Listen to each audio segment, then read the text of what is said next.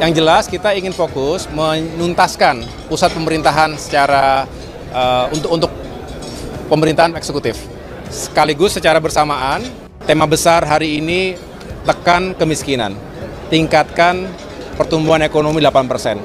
Dan juga semua itu didedikasikan untuk bisa sama-sama kita mewujudkan negara maju menuju Indonesia Emas 2045. Saya selaku Menko Infrastruktur dan Pembangunan Kewilayahan tentu memiliki kepentingan yang besar untuk bisa membangun sinergi dan kolaborasi di berbagai sektor pembangunan infrastruktur, karena saya menyadari bahwa tidak mungkin pemerintah, khususnya kementerian-kementerian teknis yang berada di bawah koordinasi Kemenko Infrastruktur, apakah itu pekerjaan umum, perhubungan, perumahan, transmigrasi, termasuk juga ATR BPN, bisa bekerja sendiri-sendiri. Kita ingin melibatkan semua stakeholders, dan Kadin sekali lagi menjadi mitra yang sangat strategis dan ada di semua level,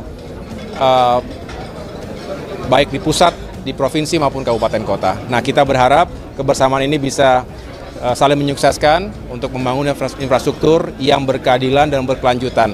Mudah-mudahan ikhtiar yang baik ini bisa kita jalankan bersama-sama, dan pada saatnya memang kita bisa menghadirkan infrastruktur yang semakin meningkatkan kesejahteraan masyarakat kita.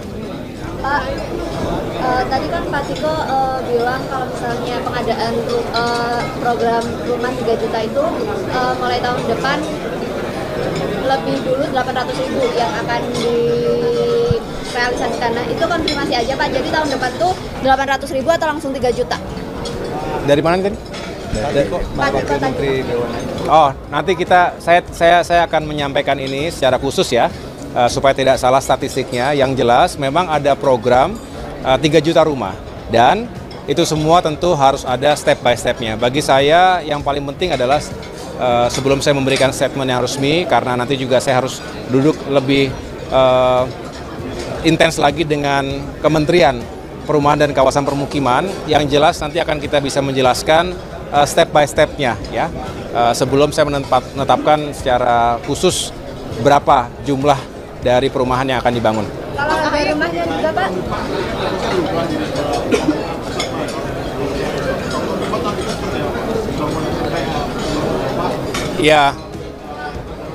Iya, yang jelas kita ingin fokus menuntaskan pusat pemerintahan secara untuk pemerintahan eksekutif.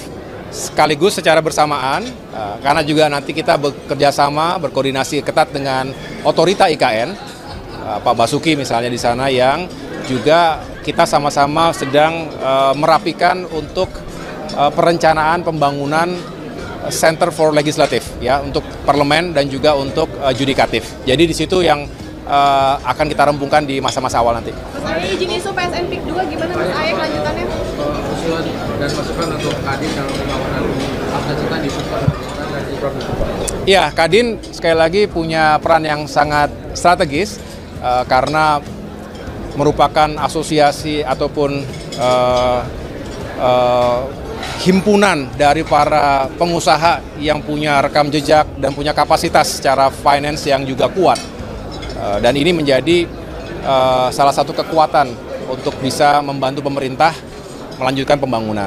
Pembangunan yang berkelanjutan ini penting. Kita akan review secara teliti mana saja yang tinggal kita tuntaskan. Ada beberapa yang dalam waktu dekat ini bisa kita segera tuntaskan, tetapi juga yang membutuhkan planning dalam jangka menengah dan panjang. Kita akan duduk bersama sehingga kita bisa analisa, lakukan assessment berapa anggaran dibutuhkan dan sumber daya apa lagi yang kita juga harus siapkan. Oke ya, terima kasih semuanya. Terima kasih. Cobain deh rasanya.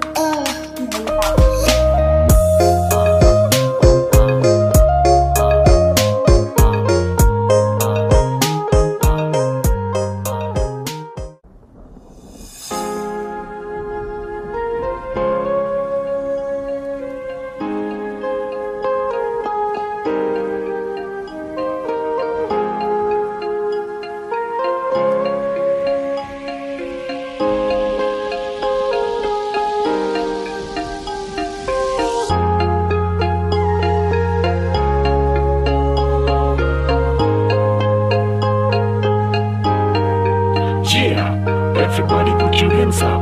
This is a mix production by Master Anissa Pro.